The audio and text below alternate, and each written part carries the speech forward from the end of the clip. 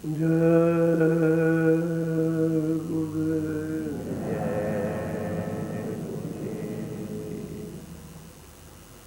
जय गुरुदेव नाम किसका? उनका।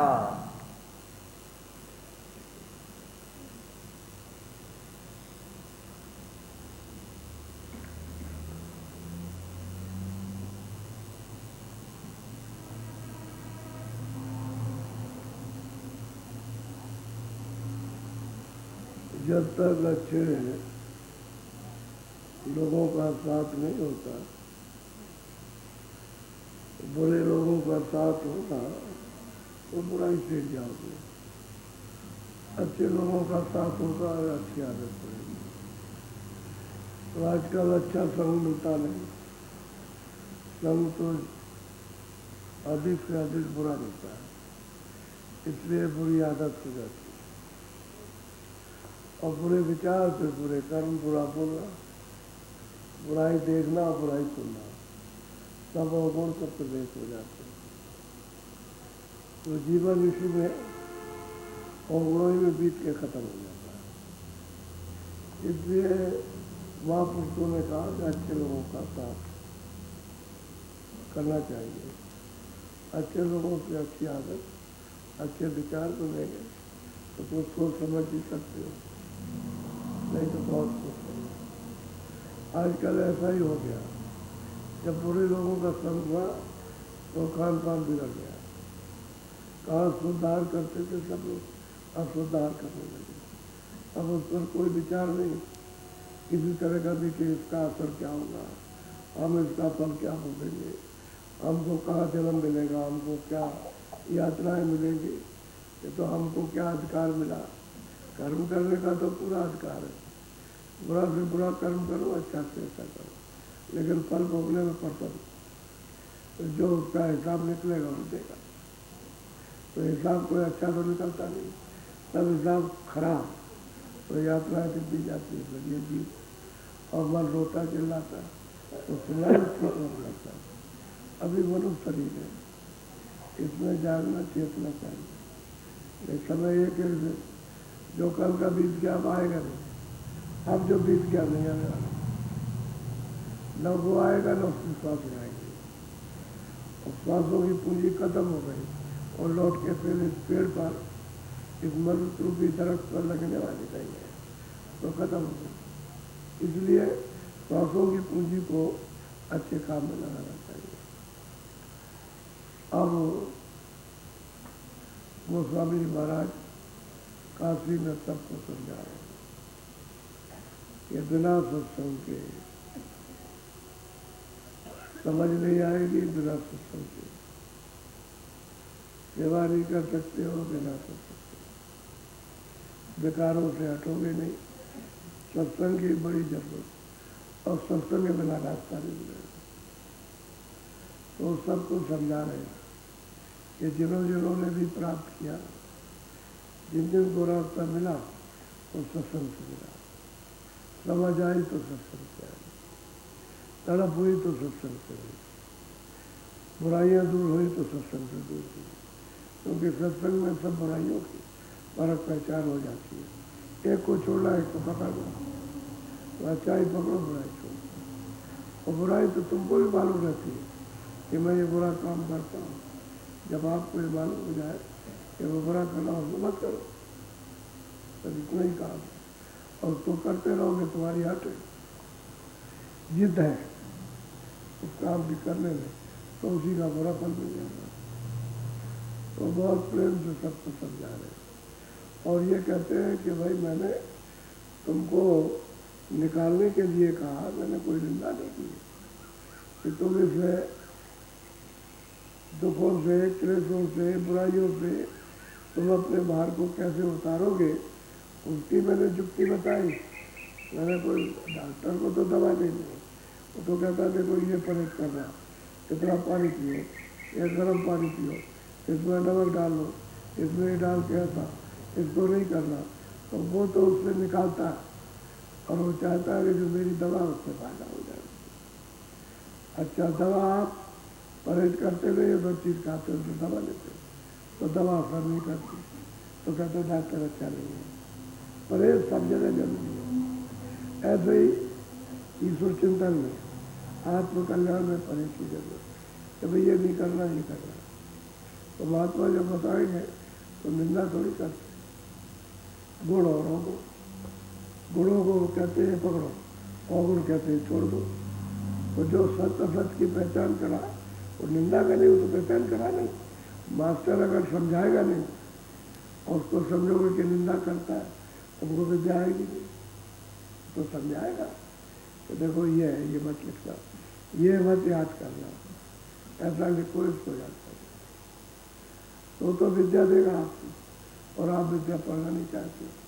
इस तरह से आत्म विद्या कि जो महात्मा देते हैं उसको लेना नहीं चाहते हो, और जो तुम्हारे काम कर रहे हो उसको पकड़ते हो, तो तुमको दुख होती तकलीफ अभी हो रही है।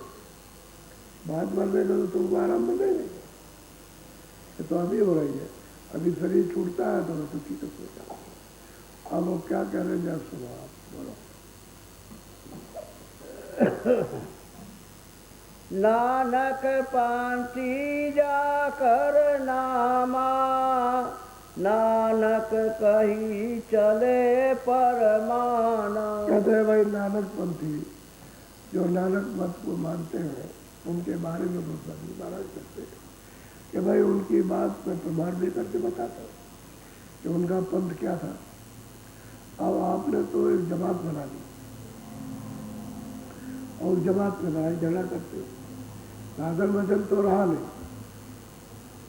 मालिक का चिंतन तो है नहीं, शब्द का अभ्यास नहीं है, कोई दरवाजे पर बैठ के कोई जुक्ति तो करना नहीं। अब वो कहते हैं कि भाई तुम पंथी तो हो गए। पंथी कोई जमात को आदमी को थोड़ी कहते, पंथी तो सुस्तों के मालिक से मिलने का रास्ता है, वो रास्ता मिलना चाहिए। तो चलो मैं नानक जी का प्रमाण देता हूँ, उसको जरा तुम सुनो दे, बोलो। नानक कही विधि नहीं माने, शब्द ग्रंथ की साख न जाने। अब कुलदेव जी महाराज कहते हैं कि नानक जी ने जो विधि बताई थी मालिक से मिलने की, वो तो कोई मानता नहीं, कोई भी नहीं। और जो शब्द ग्रंथ में लिखा, उसमें लिखा, उनको उसका पता नहीं कि ये क्या लिखा उसका, तो वो भी नहीं जानते और जुक्ति भी नहीं जानते। जो विधि भजन करने की बताई थी ध्यान सुमरन की, वो तो मालूम ही नहीं उसको। वो कहते हैं हम नानकपंथी है। तो अंधकार थोड़ी नानकपंथी है, नानकपंथ तो उजाला है, तो उजाले में जाना चाहिए था, तो वो मार्ग मिला नहीं। और जो उस पर लिखा है कि गुरु के पास जाओ, गुरु के पास, गुरु को खोजो, नहीं लिखा हुआ कि गुरु खोजो, गुरु की तलाश करो, तो वो गुरु के पास तो जाते नहीं है। वो किताब कोई गुरु मान लिया, किताबें गुरु है, ये नहीं कहा था। उन्होंने ये कहा था मैंने देह धारण की है, ये शरीर, और किताब लिखी।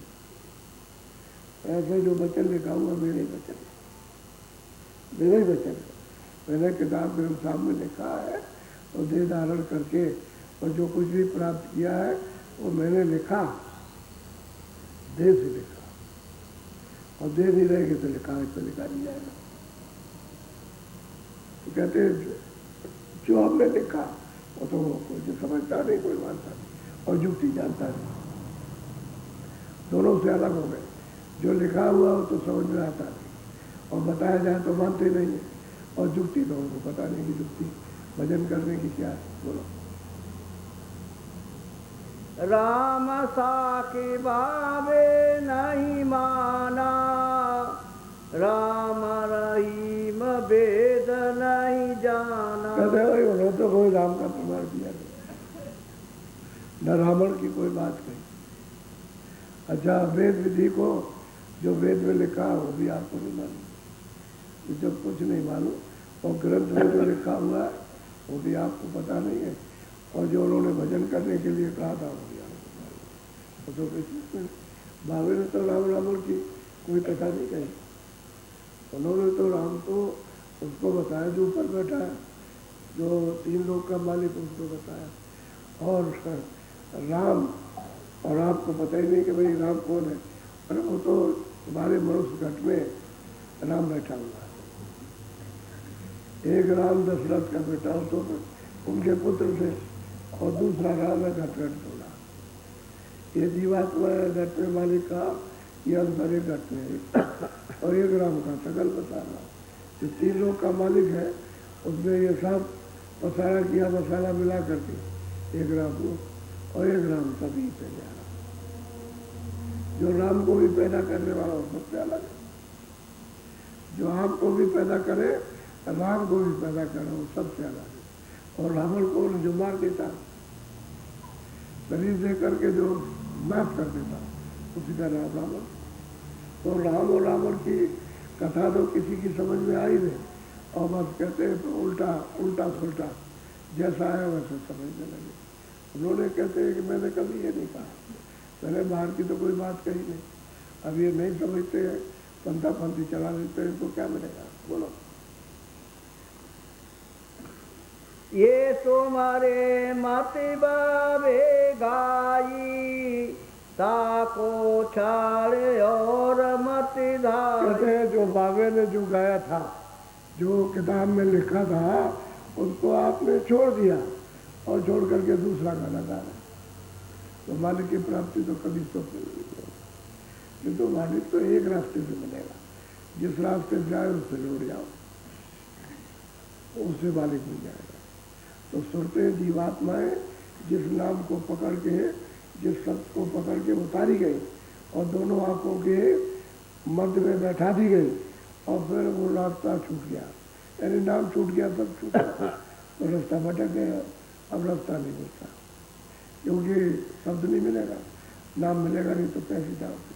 अब वो किसी से आपको पूछना पड़ेगा जो शब्द का नाम का देती हो, जो जानता हो, जिससे अभ्यास किया हो, जो उससे मिला हो, उससे मिलो, तो वो शब्द का नाम का देती। मनुष्य रूपी मंदिर में बताएगा, कहेगा भाई इस रास्ते से उतर के आए थे, क्या करो? तो वो तो जो बाबे ने कहा वो तो कोई मानता नहीं, और ही और गाना गाते। बोलो। अपने गुरु मत राह विचारो, बाबे कही सोई मत महाराज सबको कहते हैं कि भाई अपने मत में जिस रास्ते के लिए कहा गया है उस रास्ते का विचार करो। और बाबे ने जो कहा सुना, बाबे ने तो शरीर धारण करके और किताब में साफ साफ लिखा कि तुम जानकार के पास जाओ, तो जानकार की खोज करो जो शब्द वेदी हो,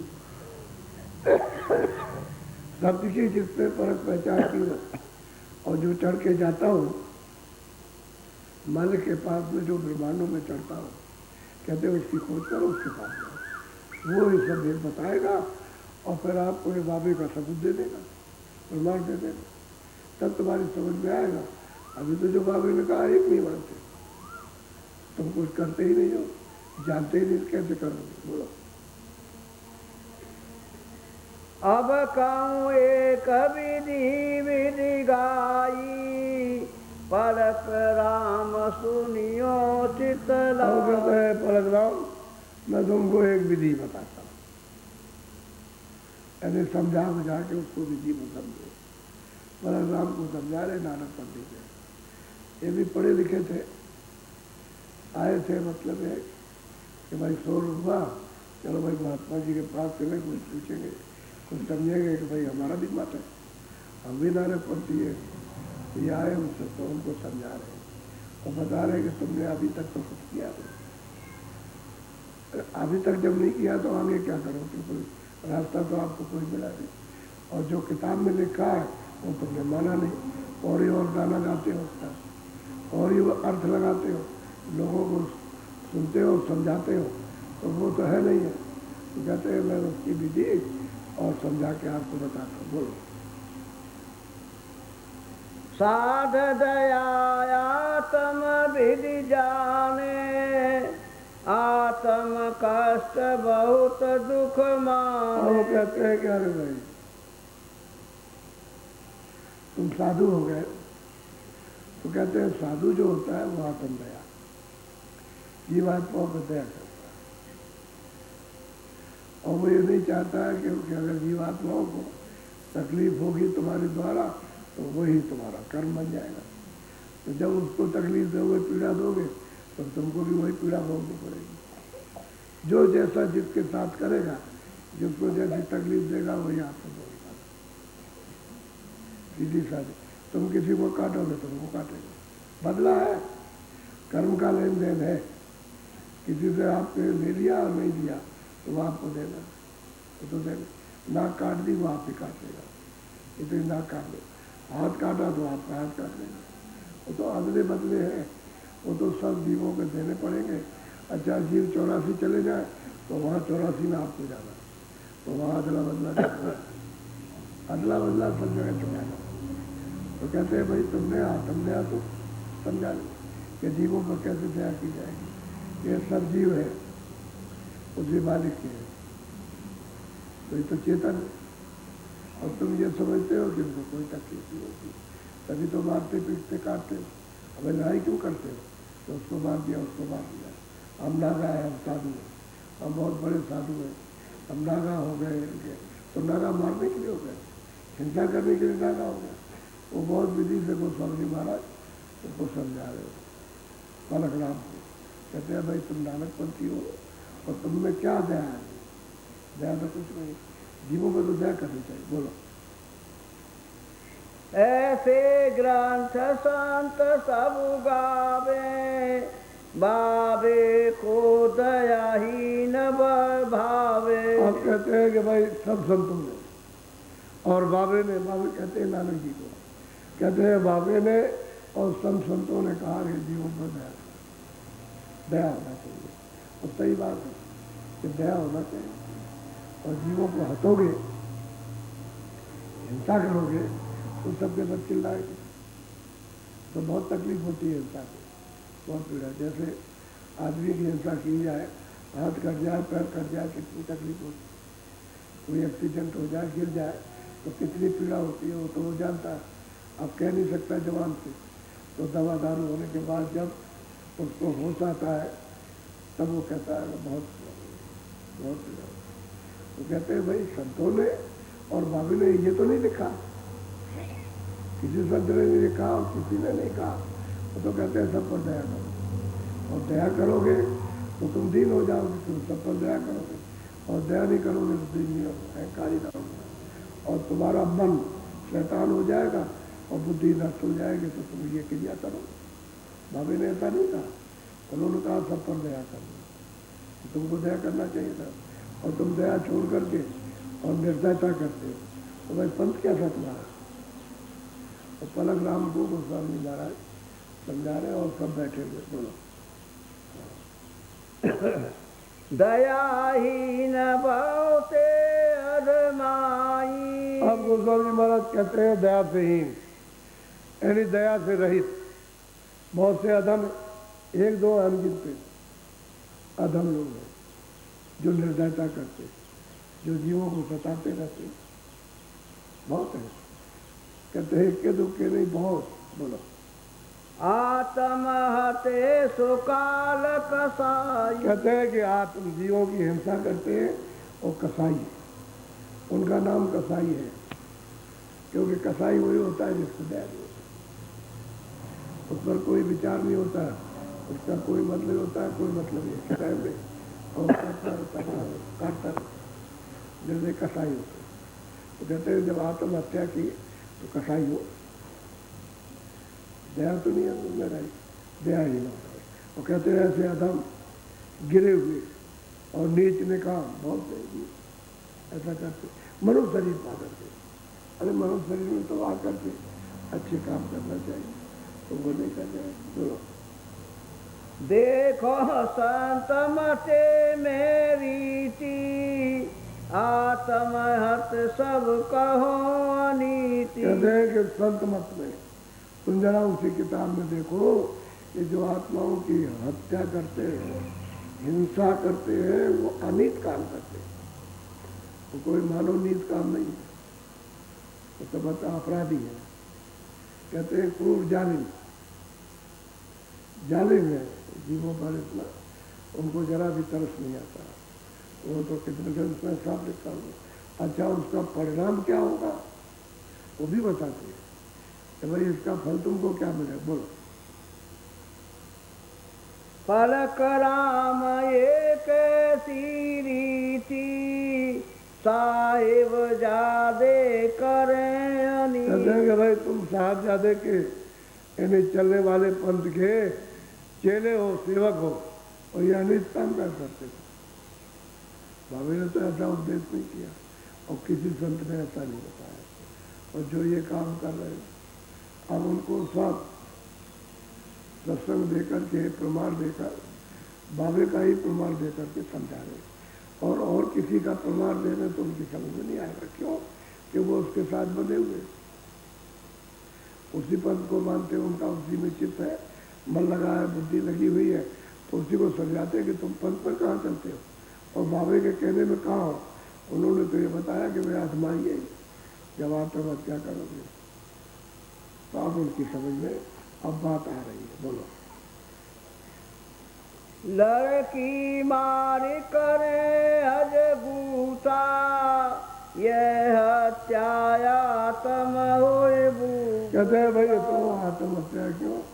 अभी थोड़े दिन पहले जब अंग्रेज नहीं आए थे तो जो बड़े बड़े ठाकुर, छोटे ठाकुर लड़कियों की हत्या कर देते थे। लड़की पैदा हो गई और माँ उसकी गई है बाहर मैदान में, तब तक ठाकुर अंदर घुस गए, वह लड़की के गला दबा दिया, उसको मार दिया। आम रवाज था कि वही मार देते थे। और ठाकुर जब वो माँ लौट के आई तो ठाकुर ने कह दिया कि वो तो चली गई स्वर्ग में गई, वहाँ उसको गला दबा दिया। तो कहते ये आत्महत्या। तो कितना अनित काम किया कि तुमने मनुष्य शरीर में जो आया उसकी आत्महत्या की, तुमको कितनी सजा कठोर मिलेगी, कितना दंड मिलेगा। ये अभी अंग्रेजों के आने पर बंद हुआ, उसके पहले बहुत था। चुपचाप गला मार दिया। यानी घर में लड़कियां रहती नहीं थी, क्योंकि कौन जाएगा शादी करने, कौन ढूंढेगा लड़के को, कौन ढूंढेगा। इसलिए चलो ये काम खत्म करो, बस गला दबा दो। और जरा से दबाया तो छोटी सी है लड़की, ऐसे दबा दिया बस, पहले पता नहीं कैसे मरते। अब कोई काटा पीटा हो तो एक बात भी, यहाँ गला दबा दिया बस। और छोटी सी लड़की महीने, 2 महीने, 4 महीने की, उसको गला दबा कर दो, खत्म हो गया। क्या करें? उठा के फिर ले जाते, क्या करेगा, बोलो। जो चेतन बस लड़की माही तो चेतन है अपने ठाई। हम कहते हैं कि भाई लड़की तो चेतन थी, इस शरीर में जीवात्मा है और आपने मतलब उसकी हत्या कर दी, तो अपराध तो आपको हत्या का लग गया। तो हत्या की सजा तो नरकों में मिलती है, 84 में नहीं, सीधे नरकों में तो जाना, वहाँ उस हत्या का बदला देना पड़ेगा। अब यह आपने क्या किया? ये तो किसी ने परिवार में समझाया नहीं, वही लड़की लड़का है, मनुष्य शरीर में आए, तो आप ऐसा कम उसके भी भाग लेकर आए, लड़का भी भाग लेकर के आया, उसका हत्या हो जाएगा, तो उसकी हत्या क्यों करते हो? अब ये उस समय पर बड़ा घनघोर तो इस पंथ में भी था, बहुत से नारकपंथी थे, वहाँ भी यही था, वहीं पर लड़कियों का गला दबाते मारते उसको। तो समझाते हैं कि देखो बाबे ने क्या कहा, यह आत्महत्या है और तुमने ये आजमाई, ये अधम गति को प्राप्त किया, जिसमें तुमको स्वर्ग मिलेगा या तुमको वैकुंठ मिल जाएगा या परमात्मा मिलेगा तुमको। बहुत प्रेम से उन्हीं का प्रमाण देकर समझा रहे। बोलो। साधु देह दृष्टि नहीं माने बोले अदृश्य ताई पहचाने। कहते भाई साधु तो हो गए, साधु हो गए, लेकिन कुछ पहचाना, कुछ समझा। अरे कुछ जाना कि भाई इसमें कौन है, ना आपने में समझा इसमें कौन है, ना इसमें समझा, ना गृहस्थियों में समझा।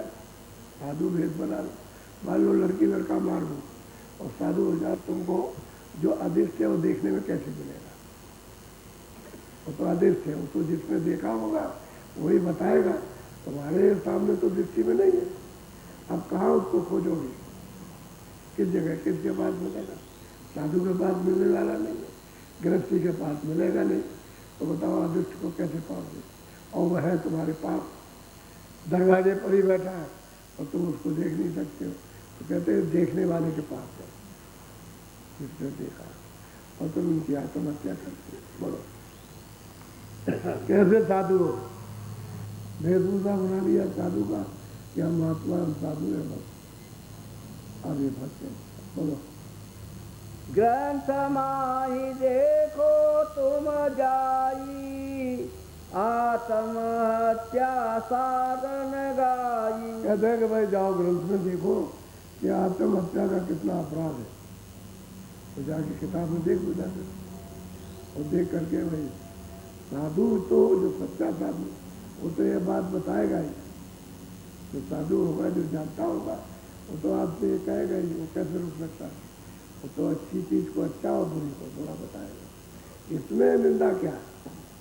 ये तो कोई निंदा की चीज नहीं। आत्महत्या करते हुए कोई बताएगा नहीं कि भाई अपराध है, ये क्रूर पाप है और इसकी सजा तुमको मिलेगी, तो उसको बताना ही पड़ेगा।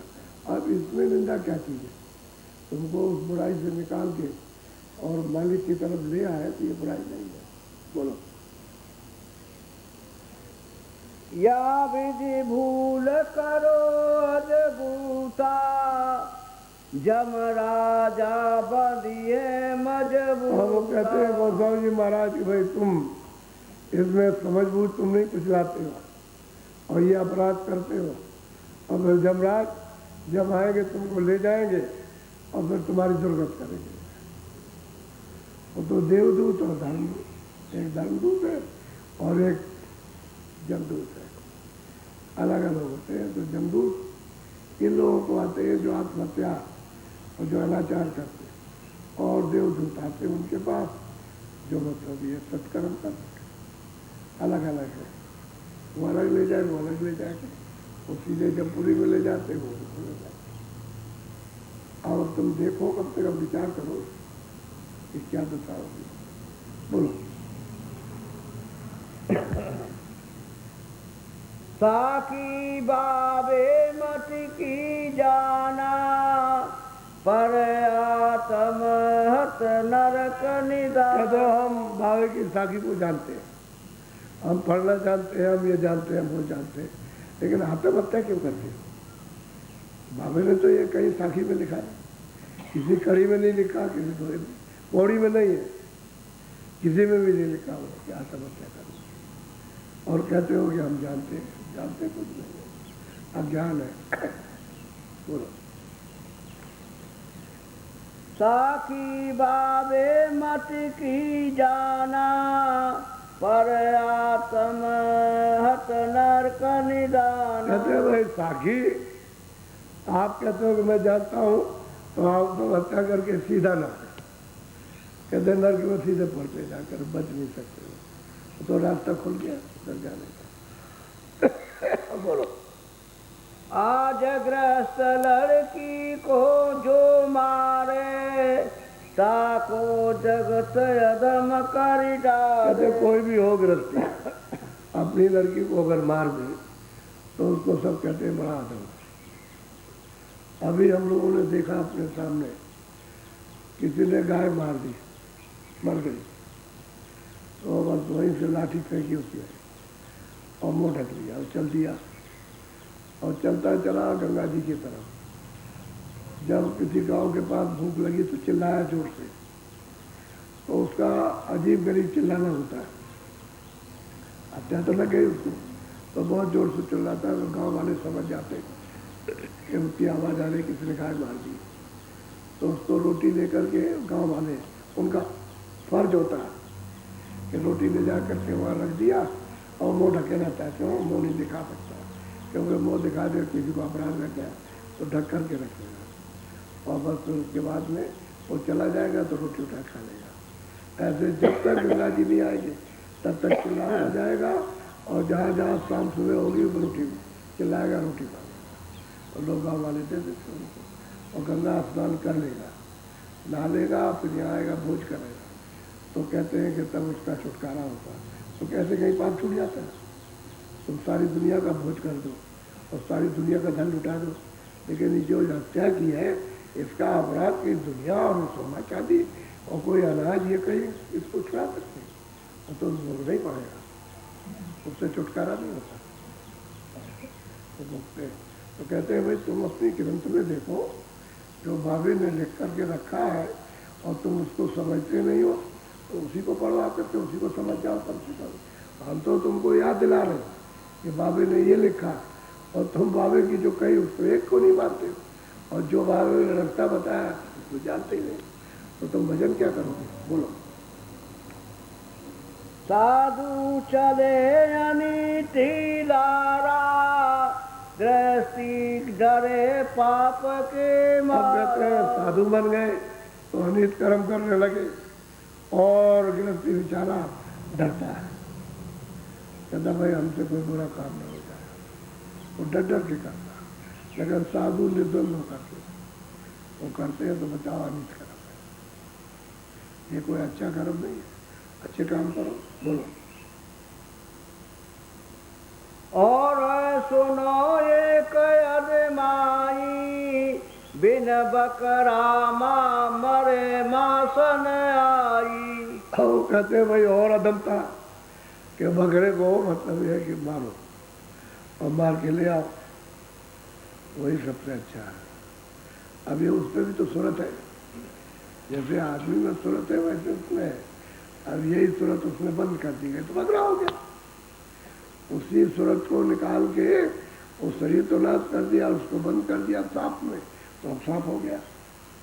उसमें से निकाला बिच्छू में कर दिया तो बिच्छू हो गया। यानी सूरत मन बुद्धि चित्त प्राण वो सब वही है, उसमें कोई अंतर नहीं। तो चेतन तो उसमें है जो मनुष्य शरीर में उसमें। अच्छा सबसे बड़ी बात यह है कि 2 आँख 2 कान 2 नाक, 2 आँख 2 कान 2 नाक आपके और सब जीवों के। छोटा से छोटा कोई भुनगा हो, मच्छर हो, मक्खी हो, 2 आँख 2 कान 2 नाक सबके पास सब। अब वो कोई भी शरीर हो 2 आँख 2 कान 2 नाक होंगे, कोई भी शरीर छोटा से छोटा हो बड़ा से उसमें सब। मगरमच्छ को देखिए वहाँ भी कान है और वहाँ भी आँख वहाँ भी नाक है, ऐसे उसने बनाया। अब आपके अंदर भी तो अब ये क्यों नहीं समझते हो जो मुझमें है उनमें, लेकिन उनको आप पशु समझते हो पंछी, इसलिए तुम उनकी हत्या करते हो। कहते हो बकरा मारो और ले आओ बकरी। अब साधु बन करके मैं एक दफे कश्मीर में गया तो एक कोठी में ठहरा एक साधु और थे। कह लगे कि बरसात हो रही थी, कह लगे कि मैं बैठा हुआ सन्यासी साधु थे, तो ठहर जाइए आप तो ये कोठरी खाली इसमें रह जाइए, आप तो चले जाएंगे, आप इसमें रहिए। आप रहने लगे तो हमको बारिश हो रही थी तो हमको एक आधे में रोकना हुआ। पता नहीं कहाँ से साधु होकर के मांस ले आए, कमरे में पका रहे थे कमरे में। तो साधु बड़ी गंध आ रही, ये क्या चीज़ पका रहे हो? बड़ी गंध है, बड़ी दुर्गंध आ रही, ऐसा मालूम हो रहा है कोई मांस जल रहा। समझ गए? तो बोले नहीं ये क्या? तो उन्होंने हांडी उतार के अलग रख दी, उसमें ईटा फीटा छोड़ दिए। कहले नहीं कुछ नहीं है, ये नहीं, मैंने मांस पकने की दुर्गंध आ रही है, मांस जल रही। तो देखा जब कमरे में गए उनके तो देखा तो साधु हो गए, साधु हो गए, कपड़े के रुपए लिए और ये काम करने लगे वास्तव में। इससे अच्छे तो गृहस्थी थी, कोई विचार तुम घर छोड़ करके आए खाने पीने के लिए, या तो कोई विचार नहीं, कुछ नहीं, कहीं चले जाइए बस ये मारो उसको मारो। अयोध्या में जाइए कितने मतलब मांस खाते। मैं वहाँ एक डॉक्टर के यहाँ गया, अरे कह लगे मैं क्या बताऊँ आपको, समझ गए। और मैं तो अब छोड़ता हूँ, आपने कह दिया तो मैं तो छोड़ दूँगा। एक माल कितने मेरे पास मानता थे और मतलब यहाँ खाते आ जाते हमारे पास। तो कहने का मतलब यह है कि साधु बनने से क्या होता, दया तो आई नहीं, तो साधु बन गए और अपने कहते हम साधु हैं, हम भगवान के निकट है और भगवान का कोई निशान भी नहीं उनके पास। तो वही कहते हैं गोस्वामी जी महाराज, क्या भाई अरे पलक राम तो क्या हुआ उससे साधु बनने से जो ऐसा नीच अधम कर्म करते? बोलो। बकरा मरे जीव दुख पावे, तब पुण्य मास कसाई लावे। तो कहते हैं भाई उसको बकरा को तो बड़ी तकलीफ, बहुत वेदना हुई, बहुत तकलीफ होती है, बहुत ज़्यादा। मैं यहाँ आंध्र प्रदेश में सत्संग करने गया, आंध्रा में, तो लोगों ने कहा कि थोड़ी देर हमने यहाँ इंतजाम किया, जरा सा रुक जाइए और कोई जगह नहीं है। एक डांग बकला था, तो थोड़ी देर के लिए वहाँ रुके और यहाँ से जाना सत्संग में। तो वो मतलब डांग बकले में एक बकरा पता था, उसके पीछे के पैर बंधे थे, आगे के बंधा खड़ा था। हमको तो ख्याल नहीं हुआ उस तरफ, क्योंकि बकरा बंधा है तो ख्याल नहीं किया। तब तक एक आदमी निकला और पानी लेकर के इतना गर्म पानी उसके ऊपर डाल दिया, वो तो ऐसा करके बिल्कुल ऐसा हो गया। तब तक उसने पैर फूले और मारा झटका, तो आगे के पैर टूट गए, आगे के, तो झटका मार के उसको गिरा दिया था। अब बताइए कितनी तकलीफ है। कहते हैं कितनी पीड़ा होती है, यानी ऐसे नहीं है पीड़ा जो जलने मरने में आपको पीड़ा होती है, जो अपनी खुशी से मरो यानी समय आने पर उसमें पीड़ा और जलने में पीड़ा। तो जाने में भी आपकी अपनी तरफ से, वो तो लेने वाला नहीं जाएगा और जलने वाला जन्म देगा, वो तो पीड़ा बहुत होती है। और ये तो कहते काटती, तो कितनी पीड़ा जो वर्णन नहीं हो सकती। तो बताओ, फिर उसको कसाई ले आता है, फिर आपको देता है, ये ले जाओ, खाओ जाकर। बोलो। दयाहीन इंद्री सुख भावे, जिव्या रस मेटी कहते हैं कि दया के इंद्रियों के लिए, जिव्या के स्वाद के लिए, बस ये है। ऐसे ही तुम अपने अपने घर में लड़कियों को बांटते हो, और क्या होता है। अब कई एक ऐसे साधु है कि बच्चों का, आदमियों का मांस खाते हैं। पहले तो मुर्दा खाते हैं, जब नहीं मिलता तो फिर बच्चे को खा जाते। तो लोग यार ढूंढते रहते हैं कि मेरा बच्चा छोटा था, पता नहीं कहाँ चला गया, कौन ले गया, क्या हो गया, पता नहीं। आदत पड़ी हुई किसके लिए, जिम्मे आती है। अब ये कितना अधम काम है, यानी ये काम मनुष्य का नहीं है। मनुष्य का जो काम है वो तो जानते ही नहीं, ये तो जानवर पशु पंछी अज्ञान का काम है, उनका तो भोग है। पशु पंछी एक दूसरे को मार देते हैं, उनका भोग है, उनके पास तो बुद्धि नहीं है। लेकिन आपके पास जो बुद्धि आपको दी गई, उससे तो आप कुछ भी काम नहीं दे रहे। वो तो पशु पंछियों का आहार है, जो कीड़े खाती रहती हैं, ये मार दिया, उसको मार दिया, उसको मार दिया। बहुत से पशु हैं, यानी मतलब वो भी शाकाहारी रहते हैं, कभी ऐसी चीज़ें आहार नहीं करते। उसके बाद अगर सूंघ ले गए तो उसके पास तक नहीं जाते, दूर से जाते। तो बहुत से पशु शाकाहारी, कितना भी आप डालो, घास में डाल दो, उसको नहीं खाएंगे, घास छोड़ देंगे, शाकाहारी जानवर। और तुम मनुष्य होकर के शाकाहारी नहीं बने, तुम ये हत्या करने लगे, आदमियों की, बच्चों की हत्या करो, पशु पंछियों की, तो ये बड़ा अधम कर्म है, यानी नरकों में जाने का सीधा। इस कर्म से कोई बच नहीं सकता, सीधा जाएगा। जैसे किसी ने किसी का कत्ल किया तो बस गवाह मिल गया तो उसे फांसी लगी। अपनी चतुराई चलटाई से जो कुछ भी करो, लेकिन उसको फांसी तो लगेगी, उससे नहीं छुटकारा। बोलो। करे स्वाद मेटी बतलावे, इंद्री स्वाद विधि नहीं गावे। मतलब है कि स्वाद के लिए कर्म करती है। कितने मुसलमानों से पूछा कि भाई इसमें रुए रहती है खुदा की, तो तुम ये क्या करते हो? कह लगे सही बात है, ये आप ठीक कहते हो, लेकिन ये है कि जायका है, जायके के साथ बचे। तो अभी भाई खुदा को कैसे याद करोगे? वो कैसे तुम्हारे पास आ जाएगा, या तुम उसके पास कैसे पहुंच जाओगे? क्या लगा आप क्या करें, हमारे मजहब में यही हो गया, अगर हम नहीं करें तो हम समाज में नहीं कर सकते, हम जाति से निकाल दिए जाएंगे। इसलिए हमको अब वो जो सब करते हैं वही करना पड़ता है। तो अब क्या करें? कोई दो जग में जाओगे, दो जग में जाओगे तो तुमको कौन बचाएगा? समाज वाले बचा लेंगे या कोई मुल्ला मौलवी बचाएंगे? बात यह है कि सब लोग फंस गए थे इसी हदीस के आधार में। बोलो। नौन मिरच पुनि छोक जाई, पुनि ते करे स्वाद से और क्या करेंगे, मतलब है अरे अगर खाना है तो वैसे ही खाओ, लेकिन नमक तेल हल्दी वो जो कुछ मसाला उसमें छोक करके स्वाद लेते। अगर खाली मांस खाओ तो स्वाद नहीं होगा, ये सजी जो स्वाद के लिए खाते।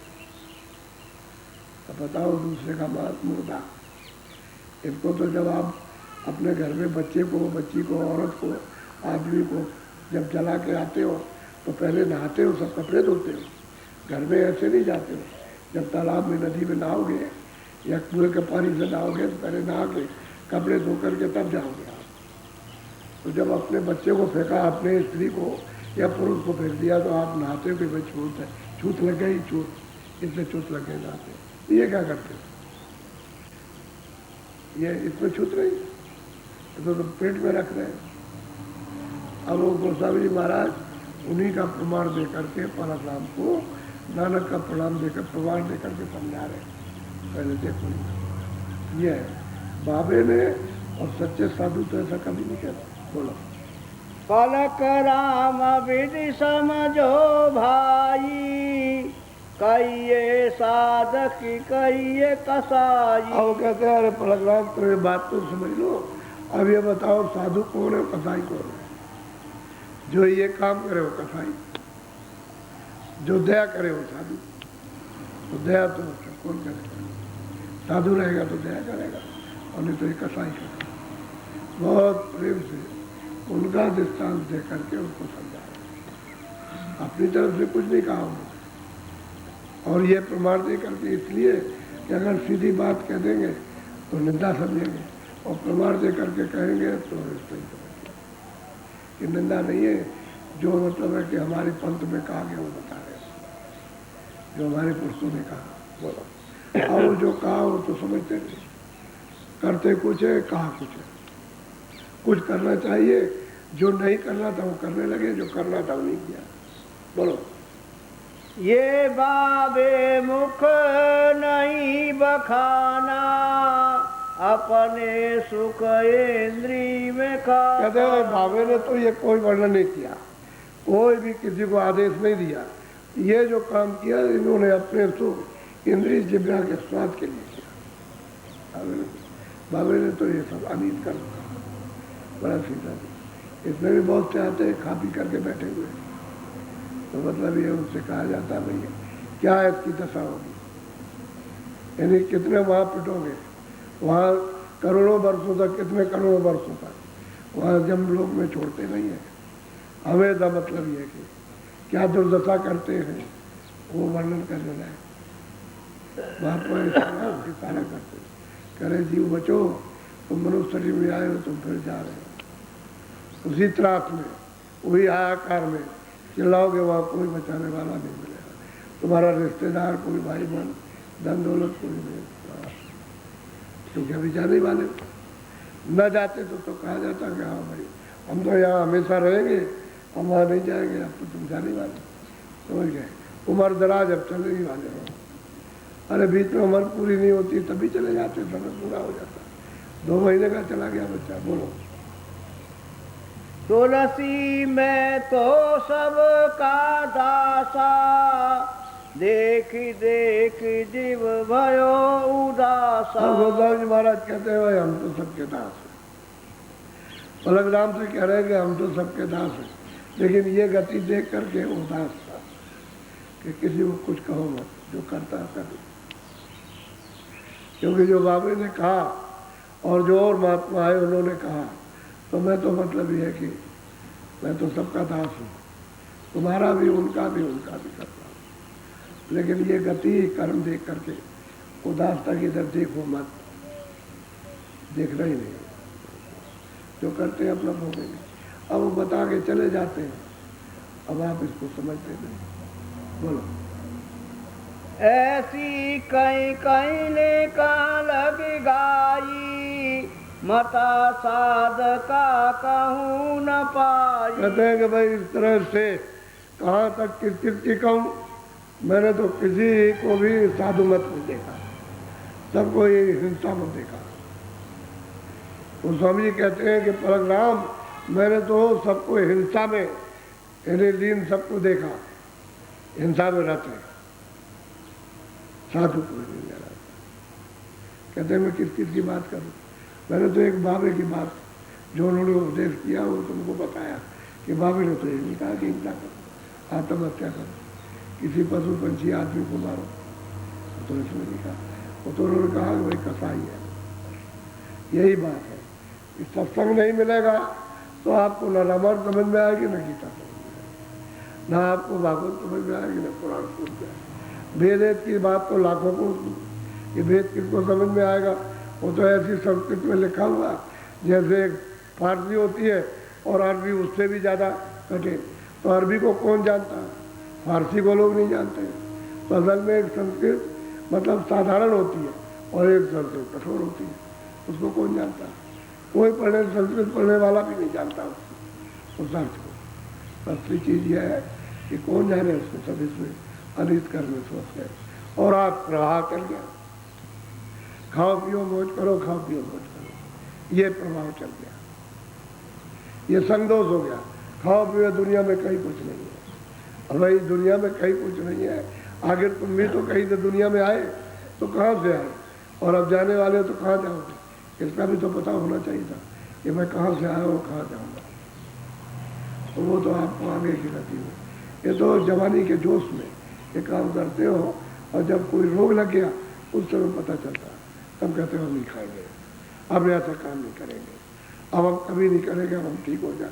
हमारे पास बहुत से आते हैं, तुम धीरे से कान में उनको कहते हैं कि भाई तुम ये खाते पीते रहे हो, तभी तो तुम्हारी ये दशा हो गई। कहने लगे नहीं खाएंगे, अब हमको अच्छा कर दीजिए, अब हमको दुआ दे दीजिए, आशीर्वाद दे दीजिए, अब हमको कहीं खाना कान पकड़ते। अब अभी तो खूब खाया, अब बेबस हो गए, अब नहीं खा सकते हो, अब नहीं हजम कर सकते हो, अब आँख पैर हाथ कान आपके काम नहीं करते, तो अब तो दया मांगो भाई, लेकिन फिर तुम ठीक हो जाओ वही काम फिर करोगे, क्योंकि तुम्हारी समझ में तो कुछ नहीं है, वो तो पाप चढ़ा हुआ, बुद्धि नष्ट है। बुद्धि तो तकलीफ की वजह से चला रही है, लेकिन जैसे ही तकलीफ हुई उस तरह हुआ पर वही काम करने लगा और वही करते काम। कहीं एक को देखा मेरे पास आए और फिर उसके बाद चलेगा वही काम करेंगे, पीड़ा है अभी तो मनुष्य शरीर की पीड़ा, लेकिन जब नरकों में जाओगे तो कितना लाखों मील आवाज आती है रोने की, चिल्लाने चिल्लाने की, तो वहाँ कौन सुनने जाता? कोई तीर तलवार चलाएगा जाकर के? अरे भाई तुमने जो किया है उसको भोगतो जिया, जो किया उसको भोगो। कहते हैं गुरु पूरा न किया, बचोगे कब? जब गुरु पूरा मिले तो, जब तक नहीं मिलेगा तो कैसे बच नहीं। बोलो। तुलसी स्वामी भाको भेवा, साहिब जादे कर्म के लेवा। कहते हैं परशुराम समझ रहे, कहते हैं कि स्वामी आपने जो कहा, जो वर्णन किया वो सही है, जो हमको प्रमाण दिया वो बाबे ने ठीक कहा, अब उसको स्वीकार कर रहे हैं, अब मान रहे क्यों कि सत्संग मिल गया, सत्संग से चीज समझ में आ जाएगी, सत्संग से चेतोगे जगोगे, सत्संग से सब कुछ होगा। मालिक का रास्ता सत्संग से मिलेगा, भजन करोगे सत्संग से करोगे, ध्यान सुमरन करोगे, बोझा उतारोगे कर्मों का तो सत्संग से उतरेगा, ऐसे नहीं उतर सकता। ऐसे बात तो तुम्हारे पास कोई क्रिया ही नहीं है कि अपने किए हुए बोझे को उतार दो, वो तो लदा पड़ा हुआ बोझा, वो तो सत्संग से उतरेगा, वैसे नहीं उतर। बोलो। वह विधि संत मते में नाई, सतमत ये तो कही। अब परशुराम कहते हैं कि भाई आपने जो सतमत, जो संतों का सच्चा रास्ता जो बताया, ये जो कर्म करते हैं अनित कर्म, ये वहाँ संतों ने नहीं कहा। अब वो परशुराम कहते हैं ये नहीं कहा, ये हमने कहीं भी पढ़ा नहीं है, संतों ने ऐसा कभी नहीं कहा। अब ये तो स्वार्थ के लिए, इंद्रियों के स्वार्थ के लिए, जिब्बा के स्वार्थ के लिए ये सब काम करते हैं। जब बुद्धि नष्ट हो जाती है बस शरीर के लिए जो कुछ करते हैं और शरीर में विकार हो जाते हैं, तो मामूली विकार होता है। अब इसी से आहार करने से अस्पताल से तमाम कैंसर फैलने लगा। तो ऐसे नहीं, उसके संपर्क में रहोगे तो फिर कैंसर फैल जाएगा। तो छुआछूत की बीमारी है, तो उसमें लग गया, उसमें लग गया, उसमें लग गया। जैसे कीड़े होते हैं, डॉक्टर कहता है खूब हाथ हाथ धो, इसमें बाद में कीड़े कहीं हमको न लग जाए, तो हाथ हाथ धोता, बड़ी शुद्धि करता। कहता तो किसी के पास बैठना नहीं कीड़ा दूसरे को लग जाएगा। कीड़े उड़ते हैं और लग जाते हैं। तो ऐसे है छुआछूत का यही है। तो छुआछूत से ये रोग हो जाता है। अब तरह तरह के रोग पहले एक तरह का नहीं, ऐसे ऐसे रोग हैं दवा काम नहीं करती, और डॉक्टरों के पास दवा नहीं, वो डॉक्टर समझते नहीं। अच्छा, उनको अगर ये कह दें कि इसकी दवा नहीं है और मेरी समझ में नहीं आया, तो फिर डॉक्टर किस बात का? पूरे तो डॉक्टरी पढ़ी है, तो उनको तो दवा कोई ना कोई देना, पैसे ले लेना, पैसे लेना, अपना रोजगार ठीक रखना, उसमें गड़बड़ी ना हो जाए, और हाँ अच्छे हो ना हो तो उनकी बला, वो तो कह देंगे तुमने बहुत परहेजी की, हम क्या करें? जब आप उनसे कहोगे कि डॉक्टर साहब आपकी दवा ने काम, भाई मैं क्या करूँगा जब तुम बहुत परहेजी करोगे, मैं क्या कर सकता हूँ? परहेज करो, मैं एक बात सुना देंगे, आप क्या कर सकते हैं? ऐसे ऐसे लोग फैल गए कि सब डॉक्टरों के पास हुआ है, तो मेरे पास कल ही आए कि सबके पास हुआ है, सब दवा खा ली, और मुंबई कलकत्ते में जहाँ जहाँ लोगों ने बताया सबके पास है। तो यहाँ किस लिए आए हो? यहाँ कोई अस्पताल थोड़ी है, यहाँ चले आओ, चलो जल्दी से तुरंत जाके दवा मिल जाएगी। अरे भाई अस्पताल तो नहीं है। अब ये किसी ने कहा होगा उनसे कि उनके पास जाओ तो ऐसा हो जाएगा, वैसा हो जाएगा। वैसे ही अरे भाई कोई अच्छे काम भी करो, कुछ वादा करो तो पूरा करो। कहते भाई हम भाई ठीक रास्ते पर चलेंगे, तब तो कुछ विचार किया जाए, तो दुआ दवा भी मिले, और कुछ करते नहीं है पैसे। बोलो का तुलसीन का निर्वारा, ये भी कबहू न लगी है पारा। स्वामी महाराज कहते हैं कि स्वामी अब ये बात पता चली है, परशुराम कहते हैं कि इनका तो कभी छुटकारा होगा नहीं, ये तो कभी पार नहीं जा सकते, ये तो सब ये भौजाल में, चार खानों में और नरकों में। अब उनकी समझ में आई बात कि आपने जो कुछ कहा सत्य कहा, और बाबे ने जो कहा सही कहा। इनका छुटकारा नहीं, मैं तो जाएंगे बस, इनको कोई रोक नहीं सकता। बोलो पलक राम तुम सुनियो स्वामी, ये तो परिय नरक की खा। हम स्वामी महाराज कहते हैं गए परशुराम तुम तो स्वामी हो, ये सब नरकों की खानी में पड़ेंगे। चार खाने अलग है, नरक अलग। कहते वहां पड़ेगा, वहां इनका भुगतान होगा, वहां से निकल नहीं सकते। बस करो ये लोग तो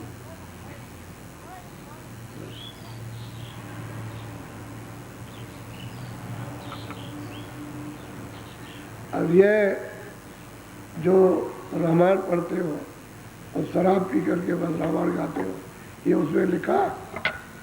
मैं आपसे ही पूछता हूँ, रामायण में कहीं लिखा? वहाँ तो ये लिखा है कि एक गंगा जल उसको ला करके किसी घड़े में रखो और खाली नली लगा दो, नीचे आग जला दो, और वो भाप के द्वारा पानी बाहर आ जाए, तो वो कहते हैं संत करे नहीं पाना, कहते हैं उसका पान नहीं करते। वहाँ तो रामायण में ये लिखा, और रामायण में लिखा जो आप ये काम करते हो, शराब पी करके कीर्तन करते हो, रामायण पढ़ते हो, मतलब ये है अच्छा काम। कोई कुछ करता है, कोई कुछ करता है, कोई देवी देवता की पूजा, कोई गणेश की पूजा, कोई मतलब सरस्वती की, शराब पी करते। ये कहीं कहा? मुसलमानों में तो कहते हैं कि शराब की बूंद का एक कतरा किसी ने अगर पी लिया, किसी मुसलमान ने, वो तो मुसलमान नहीं है, और जिंदा ही उसका जिस्म जला दिया जाए तो गुनाह माफ नहीं होंगे। इतना मतलब ये सख्त है कलाम है। और तो मुसलमान उसके कहते बात तो ठीक है, क्या करें क्या करें, अब आदत में फंस गए, तो ले जाओ अपनी रूह को, दो जाके फिर क्या है खुदा के पास जाए, ये समझ रहे हो? तो वहाँ मतलब हिंदुओं के यहाँ भी यही बात हो गई। अब ये सब धर्म कर्म इसमें सब बदल गया। सोशल ऐसे मतलब ये है कि आज के नई दुनिया में बदल गया, ये बदल गया नहीं, कुछ नहीं है। ऐसे ही करो बस हो जाएगा। या घूम घाम के कृष्ण का एक दिन भी कभी कहा एक कृष्ण भगवान अब हम हमेशा शाकाहारी रखते हो दर्शन किया बस तरक्की हो जाए और ये हो जाए बीमार बड़ा हो जाए वो बस उसके बाद बस खाने पीने पीते उसमें क्या यही खाते खा करके फिर दर्शन करने जाते तो क्या होगा। उनको तो पता बेचारों को न रामायण का न गीता का न भागवत का न संतों का न किसी साधु का जो दया से पूर्ण है किसी का कुछ पता नहीं है। अब वो तो इंद्रिया है वो तो बेचारे फंस गए। अब वो अपने आप तो लत छू नहीं सकती। अब वो तो ये है कोई महात्मा मिल जाए और उनकी कृपा हो जाए तब तो सुधार हो सकता है। बोलो जय गुरुदेव। देखो अभी तो मैं 10 मिनट भजन कराऊंगा 10-12 मिनट भजन बैठाऊंगा। अब जो कोई नया आ गया हो तो मैं बाद में बताऊंगा। जो रात को आ गया उसको तो पहले तो आप भजन कर लो बैठ जाओ भजन पर। अभी आप लोग बैठे रहो 10 मिनट सुमरन करेंगे लेकिन जो नए आए या कोई इक्का दुक्का जाने वाले बाहर आ जाओ बैठ जाओ लेन में जल्दी उठ जाओ। कोई नए आए हैं वो और बाहर जो जाने वाले जल्दी निकलो बाकी सुमरन में बैठ जाओ।